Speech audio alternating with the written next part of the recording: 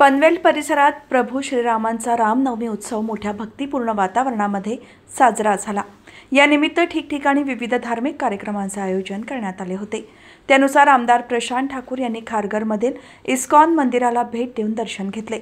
तसेच पनवेल महापालिकेचे माजी सभागृह नेते परेश ठाकूर यांनीही पनवेल शहरामध्ये ठिकठिकाणी आयोजित केलेल्या रामनवमी उत्सवांना भेट देऊन प्रभू श्रीरामांचे मनोभावे दर्शन घेतले।